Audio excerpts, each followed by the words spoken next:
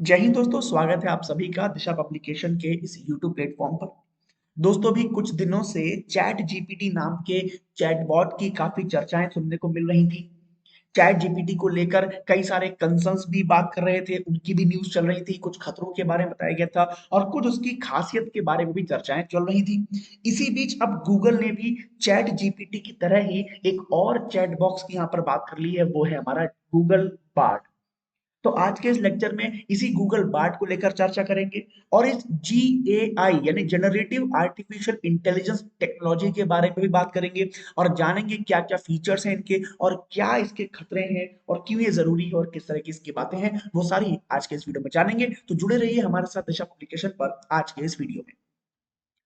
तो सबसे पहले दोस्तों अगर बात करें तो गूगल ये बार्ड जो भी चीज है ये अभी हालांकि लॉन्च पूरी तरीके से नहीं की गई है, लेकिन बहुत जल्द ये मार्केट में आएगी। ये क्या है? ये गूगल कंपनी के द्वारा बनाया गया एक आर्टिफिशियल इंटेलिजेंट चैट बॉक्स है, चैटबॉट है, ठीक है, जिसको माइक्रोसॉफ्ट के जो चैट जीपीटी है उसके रिस्पॉन्स में देखा जा रहा है और उसके काउंटर के पार्ट के रूप में यहाँ पर देखा जा रहा है कि भाई उसके अगेंस्ट टक्कर लेने के लिए गूगल ने बनाया है।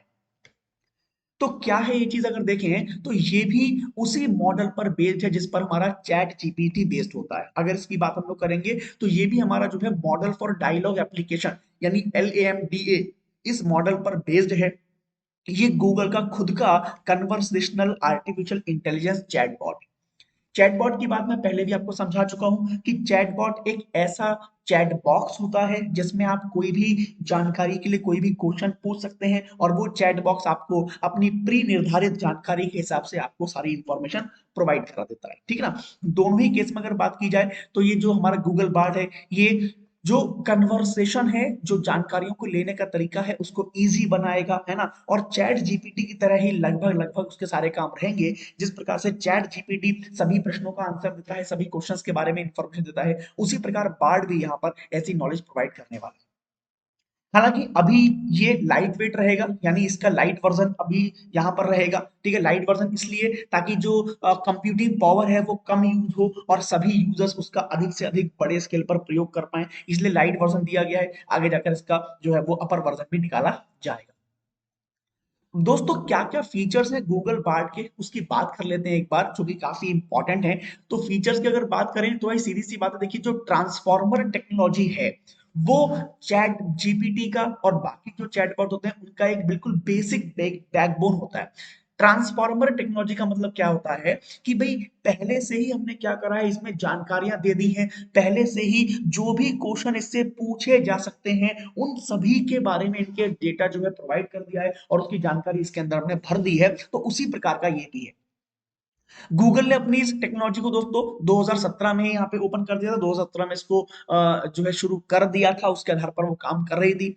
ये जो ट्रांसफॉर्मर टेक्नोलॉजी होती है इसका जो आर्किटेक्चर होता है वो न्यूरल नेटवर्क आर्किटेक्चर होता है, जो कि क्या करता है, किसी भी चीज के प्रिडिक्शन को लेकर दोस्तों तैयार रहता है। यानी जो भी उसमें इनपुट डाला जाएगा, जो भी क्वेश्चन डाला जाएगा, उस क्वेश्चन के आधार पर क्या क्या प्रिडिक्शन हो सकते हैं उसको बनाने में गूगल या उसको बनाने में जो ये नेटवर्क है, कौन सा न्यूरल नेटवर्क आर्किटेक्चर, ये कैपेबल होता है, ये उस प्रिडिक्शंस को बना सकता है। जिससे क्या होता है कि हम जो भी क्वेश्चन पुटअप करते हैं, जो भी हम क्वेश्चन डालते हैं, तो उसके अगेंस्ट जो भी मैक्सिमम आंसर्स हो सकते हैं वो हमें वहां पर मिल जाते हैं, ठीक है ना। ये आपको थोड़ा सा बात यहाँ पे ध्यान रखना पड़ेगा। आर्किटेक्चर की बात करें तो यहाँ पर उसी तरीके से काम करता है, ये जो इंफॉर्मेशन है उसको प्रोसेस करता है ना। और उसके बाद जो उनकी एक्यूरेसी है और एफिशिएंसी है उसका ध्यान रखते हुए किसी भी पर्टिकुलर प्रॉब्लम को यहाँ पर सॉल्व करता है, उसके आंसर यहाँ पे प्रोवाइड करता है। तो यानी एक बात आप समझ गए कि गूगल बार्ड जो है वो बिल्कुल उसी तरह काम करेगा जिस तरीके से चैट जीपीटी काम करता है, ठीक है। बिल्कुल वैसे ही यहाँ पर क्वेश्चंस का आंसर देगा, बिल्कुल वही टेक्नोलॉजी जो है वो यहाँ पर यूज की गई है जो चैट जीपीटी में यूज की गई थी, सारी चीजें वही यहाँ पर हैं। बस एक काउंटर करने के लिए उसको जो है गूगल ने अपना ये पार्ट उतार दिया है ताकि चैट जीपीटी को काउंटर यहाँ पर किया जा सके। अब कुछ डिफरेंसेस भी हैं जो चैट जीपीटी और बार्ड में हैं। तो वो डिफरेंसेस यहाँ पर क्या क्या है, जरा उनकी भी एक बार बात कर लेते हैं ताकि आपको डिफरेंस यहाँ पर समझ में आए। तो सबसे बड़ा डिफरेंस क्या है कि जो हमारा चैट जीपीटी है ये क्या करता है, इसके अंदर बहुत सारा डेटा हमने फीड कर दिया है ना। जो भी इसको बनाने वाली कंपनी है ओपन एआई, उसने क्या करा है, इसके अंदर बहुत सारा डेटा फीड कर दिया है, खूब सारा डेटा इसमें डाल दिया है ना। बहुत कॉम्प्लेक्स जो क्वेरीज होती हैं उनका भी आंसर यहाँ पर दे देता है। लेकिन एक सबसे बड़ी इसमें कमी जो है वो ये है कि ये रियल टाइम में जो डेटा है उसको एक्सेस नहीं कर सकता। जो रियल टाइम का एक्सेस है वो इसका नहीं है, यानी जितना डेटा इसके अंदर भर दिया गया है उतने में से ही आंसर देगा, रियल टाइम डेटा को ये एक्सेस नहीं कर पाएगा। क्लियर? तो ये यहाँ पर दोस्तों एक लिमिट इसकी है जो इसको छोटा बनाती है, यानी एक लिमिट सेट यहाँ पर करती है। हालांकि माइक्रोसॉफ्ट में यहाँ पे एक काम किया था, नया एक टेक्नोलॉजी बनाई थी बिंग के लिए, है ना, जो सिग्निफिकेंट इंप्रूवमेंट करती है चैट जीपीटी में, लेकिन फिर भी रियल टाइम इंफॉर्मेशन ये एक्सेस नहीं कर पाएगा अभी। ठीक है ना दोस्तों, यहाँ पे आगे चैट जीपीटी में एक लिमिट जो है वो सेट करती है। अगर चैट जीपीटी की लैंग्वेज मॉडल की बात करें तो उसको बहुत बड़े डेटा सेट के साथ दोस्तों बनाया गया है। ठीक है, बहुत ज्यादा वो टेक्स्ट जो है वो टेक्स्ट बेस्ड इनपुट को जनरेट कर सकता है, बहुत सारे टेक्स्ट बेस्ड इनपुट को दोस्तों वहां पे वो आंसर कर सकता है ना, वो सब बनाया गया। लेकिन वो सब इंफॉर्मेशन उसमें कहाँ तक की है, 2021 तक की है। अगर 2021 तक से पहले से कोई क्वेश्चन आप पूछेंगे या कुछ करेंगे तो फिर दोस्तों वो डेटा आपको नहीं मिल पाएगा, वहां पे थोड़ी सी प्रॉब्लम हो जाएगी। तो ये एक लिमिट यहाँ पे चैट जीपीटी के साथ लगी हुई है। लेकिन अगर यहां पर देखिए कि बार्ड की बात करें तो बार्ड जो है गूगल का, उसके पास क्या है, एक सिंथेसिस रिस्पॉन्स वहां पर होता है। यानी अगर बार्ड के पास कोई ऐसा क्वेश्चन है जो उसके पास आंसर नहीं है या कुछ ऐसा क्वेश्चन है, तो वो उसको सिंथेसाइज कर सकता है और सिंथेसाइज करके दोस्तों उसका रिस्पॉन्स देगा। जैसे कि मैंने यहाँ पे एक एग्जांपल भी दिया है कि भाई अगर मान लीजिए कोई उससे बार्ड से कोई क्वेश्चन पूछेगा कि बताइए भाई पियानो बजाना आसान है या गिटार बजाना आसान है। अब इसका तो आप जवाब नहीं दे सकते, कोई भी नहीं दे सकता। तो इसके लिए क्या कहेगा वो कि भाई कुछ लोगों के लिए जो है वो पियानो बजाना आसान है और कुछ लोगों के लिए जो है वो गिटार बजाना आसान है। इस प्रकार के वो सिंथेसिस आंसर भी यहाँ पर प्रोवाइड कर सकता है हमारा पार्ट, जो कि अपना जो चैट जीपीटी है वहां पर थोड़ी सी इस बात की कमी है, वो इस तरह के क्वेश्चंस का आंसर नहीं दे पाएगा या आंसर जो है वो सेटिस्फाई नहीं होगा। ठीक है ना। तो ये कुछ डिफरेंसेस है यहाँ पे चैट जीपीटी और अपने बार्ड में, जो बेसिक मैंने आपको बताया, आपको ध्यान में रखना है। लेकिन क्या खतरे हैं इस तरह के जो चैट जीपीटी है या गूगल बार्ड है, जो आर्टिफिशियल इंटेलिजेंस से युक्त इस प्रकार के चैटबॉट हैं, जनरेटिव चैटबॉट हैं, इनके क्या क्या खतरे हो सकते हैं, क्या थ्रेट हो सकते हैं, उनकी जरा एक बार बात करते हैं, वो हमारे लिए बहुत जरूरी हो जाते हैं। तो सबसे पहली बात यहां पर क्या है कि जो इनइक्वेरेसी है ना, जो गलतियां हैं वो दोस्तों यहां पर बहुत होती हैं। ठीक है ना, चाहे कोई भी चैटबॉट हो वो उस प्रकार की गलतियां दोस्तों वहां पर बहुत करता है। कैसी गलतियां करता है, चाहे वो हमारे हेट स्पीच के बारे में हो, चाहे वो घृणित कोई बयानबाजी कर रहा हो, कोई रेशियल चीज हो या जेंडर बायस हो रहा हो, तो इस तरह घटनाएं बहुत होती हैं। अगर लिंग आधारित कोई बात वहां पे की गई है तो उसके बारे में भी चैटबॉट सीधी तरीके से आंसर नहीं दे पाता। कोई जाति आधारित या धर्म आधारित कोई इस तरह की हेट स्पीच अगर वहां पे की जा रही है तो उसके संबंध में सही रिप्लाई वहां पर नहीं हो सकता, चैटबॉट वहां पर नहीं दे पाते हैं। ये कमी एक इनमें रहती है, खतरा बना हुआ रहता है। अब मान लीजिए कि अगर चैटबॉट में कोई ऐसी बात हुई और चैटबॉट ने कोई गलत रिस्पांस दे दिया तो वो दोस्तों आगे जाकर बहुत बड़ी प्रॉब्लम क्रिएट कर सकती है और बहुत ज्यादा जो है वहां पर दिक्कतें पैदा हो सकती हैं। तो ये कंसर्न यहां पर बना हुआ। दूसरी बात, जो नेचुरल लैंग्वेज प्रोसेसिंग है वो भी यहाँ पर बहुत ज्यादा कॉम्प्रिहेंड नहीं है ना। कस्टमर्स के अगर इनपुट की बात करें तो वो वहां पर इनकोरेंट आंसर वहां पे प्रोवाइड होते हैं, मतलब कस्टमर्स को बिल्कुल एक्यूरेट ग्रामर का प्रयोग करना पड़ेगा, सही वहां पर कॉम्प्रिहेंड करना पड़ेगा, तब कहीं जाकर उनको सही आंसर मिलेंगे, वरना उनको गलत आंसर वहां पे मिल सकते हैं। इसके साथ साथ जितने भी चैटबॉट होते हैं उनके सामने एक लिमिट भी होती है कि वो वहां पर एक स्कोप ऑफ क्वेरीज का ही आंसर दे पाते हैं ना। वो एक उन्हीं तरह के क्वेश्चंस का आंसर देने के एबल होंगे जो उसमें फीड किया गया है ना। उनकी भी एक लिमिट सेट होती है कि भाई वहीं तक आंसर वो दे सकते हैं, उसके आगे आंसर वो नहीं दे सकते। तो ये कुछ यहाँ पे कंसर्न्स हैं जो यहाँ पर दोस्तों बने हुए हैं हमारे चैटबॉट के साथ, जनरेटिव चैटबॉट के साथ। ठीक है। अब दोस्तों सवाल यहाँ पे ये आता है कि अभी चैट जीपीटी आया, अभी गूगल बार्ड आ गया, आगे इस दौड़ में और भी कंपनी शामिल होंगी, वो भी अपने इस प्रकार के चैटबॉट निकालेंगी। तो ये जो जनरेटिव चैटबॉट हैं, जिसमें जनरेटिव आर्टिफिशियल इंटेलिजेंस का प्रयोग किया जा रहा है, क्या ये सही चीज हो रही है या नहीं हो रही है? तो आइए एक बार इस तकनीक के बारे में बात कर लेते हैं कि जनरेटिव आर्टिफिशियल इंटेलिजेंस होता क्या है और किस प्रकार से ये काम करता है और क्या इसके खतरे या क्या इसके फीचर्स हैं। तो सबसे बड़ी बात क्या है कि जनरेटिव जो आर्टिफिशियल इंटेलिजेंस है वो क्या करती है, किसी भी प्रकार का जो एडवांस्ड जनरेटिव मॉडल है उसको डेवलप करने के लिए होती है। ये एडवांस जनरेटिव मॉडल जो होते हैं ये जनरेटिव एडवर्सेबल नेटवर्क्स के थ्रू और वेरिएशनल ऑटो कोडर्स के थ्रू यहाँ पर दोस्तों जुड़े रहते हैं। मतलब ये जनरेटिव जो एडवर्सरियल नेटवर्क है, जो वेरिएशनल कोडर्स हैं, ये सारे जो है जनरेटिव मॉडल्स ही हैं जिनको बनाया गया है। ये मॉडल करते क्या है, जो जनरेटिव आर्टिफिशियल इंटेलिजेंस है ये तकनीक यूज करके होता क्या है, इस तकनीक का यूज करके हम ऐसे मॉडल्स बनाते हैं, जैसे ये मॉडल है ना, इन मॉडल्स को बनाते हैं और इनको ट्रेंड करते हैं कि वो बड़े अमाउंट के डेटा को प्रोसेस कर सकें, उस डेटा को जनरेट कर सकें और उस डेटा के आधार पर बहुत सारे आउटपुट दे सकें। या सरल भाषा में कि ऐसे मॉडल्स जो इस तकनीक पर बेस्ड होते हैं, जैसा कि मैंने दो नाम लिए यहां पर, जनरेटिव एडवर्सेरियल नेटवर्क और वेरिएशनल ऑटो कोडर्स, है ना, ये दो मॉडल हैं जो जनरेटिव आर्टिफिशियल इंटेलिजेंस पर बेस्ड हैं। ये लोग किस तरीके से डिजाइन किए गए हैं, ये लोग इस तरीके से डिजाइन किए गए हैं कि इनको बहुत सारा हमने इनपुट दिया, इनपुट के आधार पर इन्होंने आउटपुट जो है वो क्रिएट कर दिया। क्लियर, मतलब मैंने इनसे बहुत सारे क्वेश्चन पूछे और उन क्वेश्चंस के आधार पर इन्होंने अपनी जानकारी जो इनमें फीड की गई है उस जानकारी के आधार पर अपना एक रिस्पॉन्स वहां पर तैयार कर दिया, अपना एक आउटपुट वहां पे तैयार कर दिया। क्लियर हुआ? तो यहां पर बहुत सारे काम कर सकते हैं, है ना, ये फोटोज पे काम कर सकते हैं, ठीक है ना, ये फोटोज जनरेट कर सकते हैं, सिंथेटिक जो इमेज है वो जनरेट कर सकते हैं जो बिल्कुल रियल लगती है, मतलब बहुत सारे काम ऐसे हैं जो जनरेट कर सकते हैं। आप इनके ऊपर डेटा दीजिए, जैसे इंसान इंसान को अगर आपने पेंसिल पेपर और कलर दे दिया तो वो किसी भी आदमी का फोटो बना देगा, जो भी आप फोटो दिखाओगे उसे वो फोटो बना देगा। तो ऐसा ही यहाँ पर ये मॉड्यूल है, अगर इनको आप इंफॉर्मेशन दोगे कि भाई चेहरे का रंग ऐसा है, ये ऐसा है, कान इतना बड़ा है, आंख उतना बड़ा है, ये जानकारियां उनको दे दोगे तो वो वहां से उसका चेहरा पूरा जो है सिंथेटिक चेहरा बना देगा जो आपको बिल्कुल रियल लगेगा। ऐसे ही बहुत सारे काम कर सकता है, म्यूजिक में काम कर सकता है, हेल्थ केयर में, जो भी चीज आप इसे सिखा दोगे, जो भी चीज इसे बता दोगे वो सारे काम ये आपके परफॉर्म कर देगा। तो ऐसे बहुत सारे इंपॉर्टेंट काम ये कर सकता है जनरेटिव आर्टिफिशियल इंटेलिजेंस का यूज करके। अब उसी में जो चैट जीपीटी है या गूगल बार्ड है ये बिल्कुल इसी पर बेस्ड है, जो जनरेटिव आर्टिफिशियल इंटेलिजेंस है ये उसी पर बेस्ड है, उसी को हम इनिशियली यहाँ पर यूज करते हैं और रिपीटेटिव प्रोसेस में जो है उसका यूज यहाँ पर किया जाता है। ठीक है ना, तो ये थोड़ी सी बात आप यहाँ पे ध्यान रखिए जनरेटिव आर्टिफिशियल इंटेलिजेंस के बारे में। यहाँ पर जो मशीन लर्निंग है, डीप लर्निंग है, वो सारी चीजें यहाँ पर यूज होती हैं और इसके लिए यहाँ पर जो है वो जीआई के अलग अलग टाइप भी यहाँ पर हो सकते हैं। फिलहाल जो मैंने आपको बेसिक बात बताई वो यही है। क्या क्या इसके एप्लीकेशन हो सकते हैं, तो मैंने पहले आपको बताया आर्ट एंड क्रिएटिविटी, भाई आप इसका प्रयोग करके किसी भी तरह के जो क्रिएटिव आइडियाज हैं उन्हें एक्सप्लोर कर सकते हो। भाई ये क्या है, ये मॉड्यूल तो ऐसे हैं इन्हें आप जानकारी दोगे और ये उस काम को कर डालेंगे, ठीक है, तो आप नए नए आइडियाज को एक्सप्लोर कर सकते हो यहाँ पर, है ना, जो ट्रेडिशनल आर्ट की बाउंड्री है उनको छोड़कर आप उससे बाहर निकल सकते हो।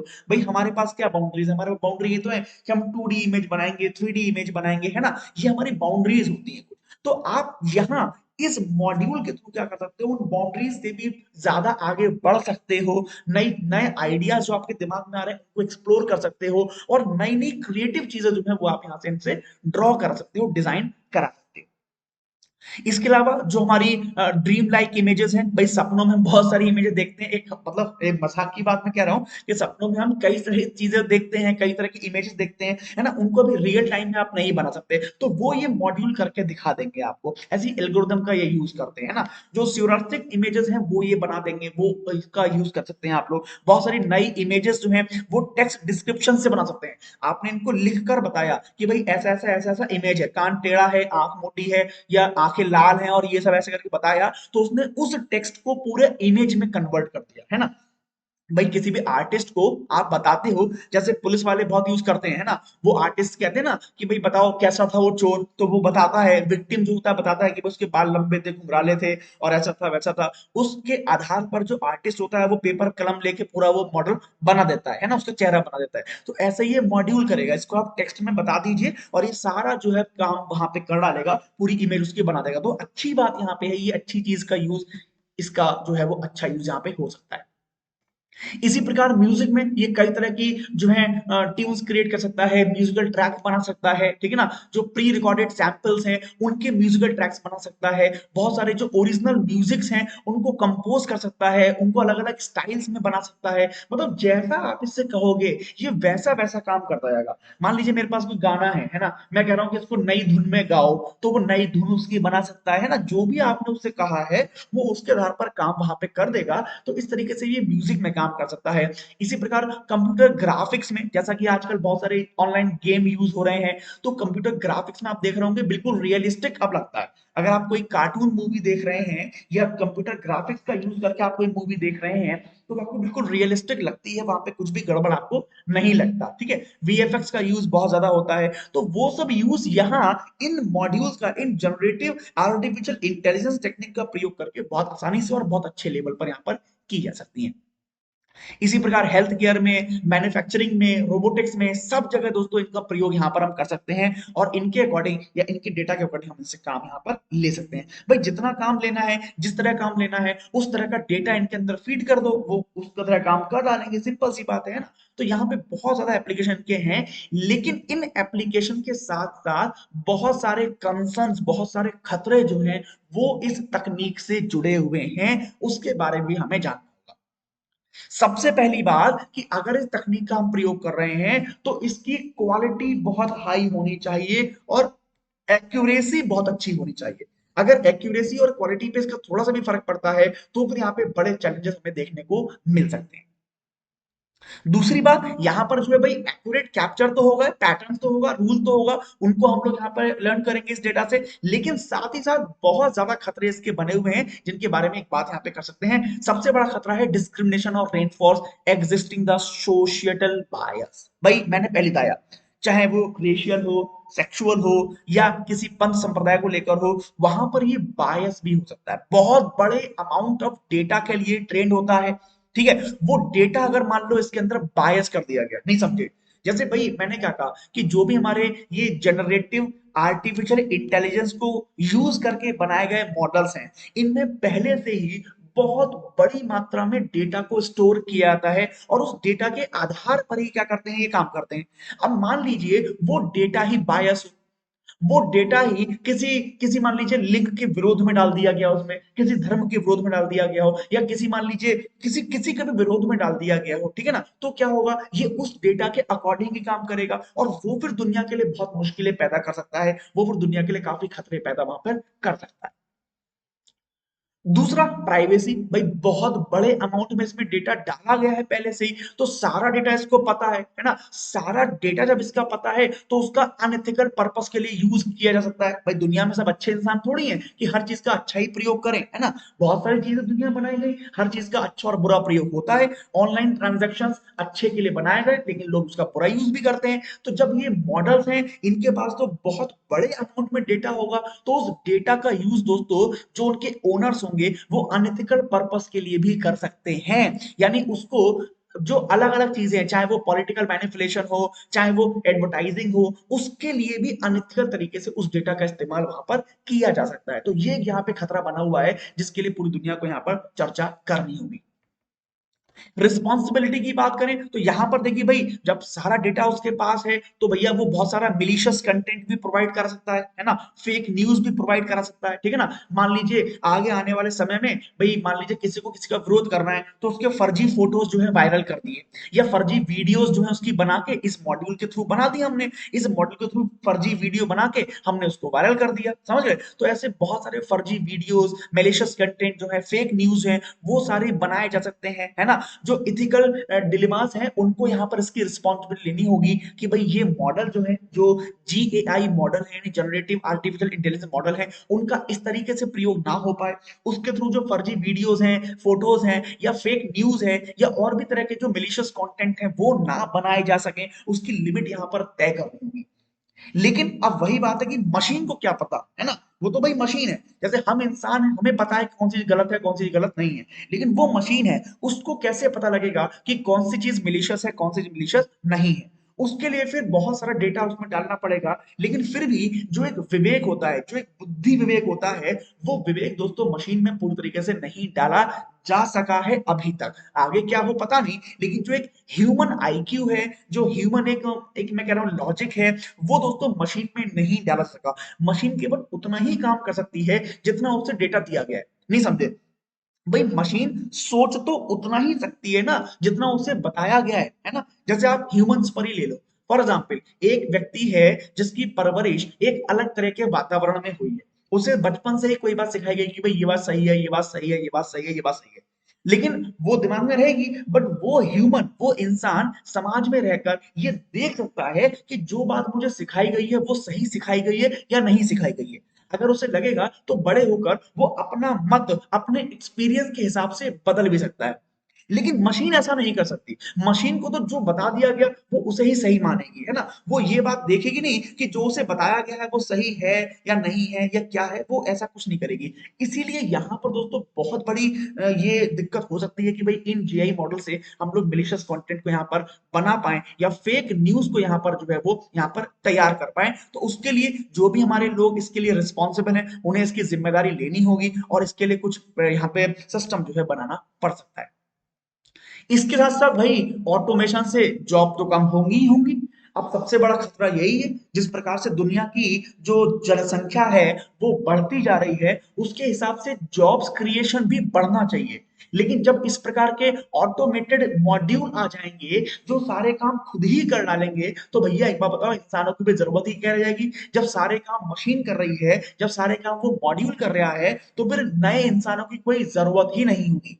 अभी तो ग्राफिक डिजाइनर कौन होता है? इंसान होता है। वो कंप्यूटर का प्रयोग करके ग्राफिक डिजाइन करता है। वो फिर ग्राफिक डिजाइन ये मशीन कर डालेगी, तो फिर भैया इंसान क्या करेगा, है ना। अभी नए नए राइटर्स हैं, वो अपना सारा लिटरेचर लिखते हैं, फिर सारा ये लिख देगा, म्यूजिक कंपोज यही कर देगा, सारे हेल्थ केयर काम यही कर देगा। ठीक है, जब सारे काम ये कर देगा तो भैया जॉब की तो वहां पे कमियां हो ही जाएंगी। तो इस प्रकार से ये जो टेक्निक है, जनरेटिव आर्टिफिशियल इंटेलिजेंस, इसके बहुत सारे फायदे तो हैं ही, लेकिन एक बड़ा खतरा भी दोस्तों इसके साथ दुनिया को देखना पड़ेगा, झेलना पड़ सकता है। तो अगर इसको यूज करना है भैया, तो अभी से हमें इस पे क्या करना पड़ेगा, कुछ ना कुछ लिमिटेशंस, कुछ रिस्ट्रिक्शन या कुछ ऐसा करना पड़ेगा जिससे इसके फायदे तो हम लोग कर पाए, लेकिन इसके जो गलत यूज कर सकते हैं वो ना हो पाए। उसके लिए बहुत सोच विचार करना होगा, तब कहीं जाकर ये दोस्तों हमारे दुनिया में आना चाहिए। अदरवाइज इसको यहीं पर रोक देना चाहिए, ऐसा मेरा मानना है। ठीक है ना। चलिए, तो मुझे उम्मीद है कि आप सभी को ये गूगल बार्ड, अपना चैट जीपीटी और ये जनरेटिव आर्टिफिशियल इंटेलिजेंस, तीनों ही टॉपिक आज समझ में आए होंगे दोस्तों। इसी प्रकार के वीडियो के लिए हमारे साथ बने रहिए। अब आपको एक न्यूज और दे देता हूं। देखिए, अभी यूपीएससी प्रीलिम्स यहाँ पर आ रहा है, मई में हमारा है, 28 मई को 2023 का प्रीलिम्स है, जिसके लिए बहुत सारे एस्पिरेंट लगे हुए हैं। और इस बार जो है वो वैकेंसीज भी बहुत आई हैं, 1100-1200 वैकेंसी इस बार आई हैं दोस्तों। तो आप सभी के लिए बहुत सुनहरा मौका है। जो लोग तैयारी कर रहे हैं अच्छी बात है, लेकिन अब तैयारियों को वाइंड अप करने का समय है। जो इंपॉर्टेंट टॉपिक्स हैं उनको रिवाइज करने का समय है। और जिन लोगों की तैयारी किसी वजह से अगर अभी तक सही नहीं हो पाई है, तो उनके पास भी 3 से 4 महीने का मौका है कि वो अपनी तैयारी को बढ़िया यहाँ पर कर सकते हैं।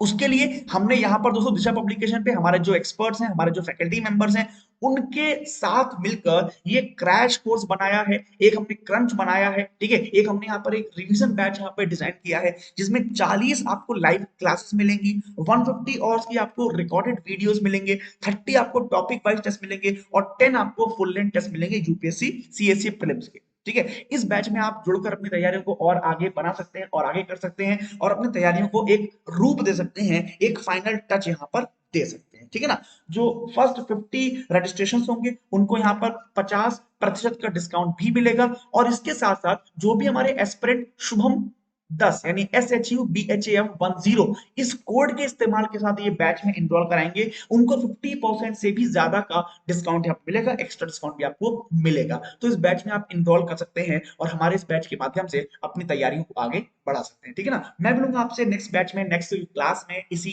दिशा पब्लिकेशन के यूट्यूब प्लेटफॉर्म पर। तब तक के लिए आपसे विदा लूंगा। आप सभी लोग खुश रहिए, सुरक्षित रहिए, स्वस्थ रहिए, हमेशा ऊर्जाओं से भरे रहिए, आलस से दूर रहिए और आप सभी लोग खुश रहिए। आप सभी को नमस्कार, आप सभी को मेरा जय हिंद।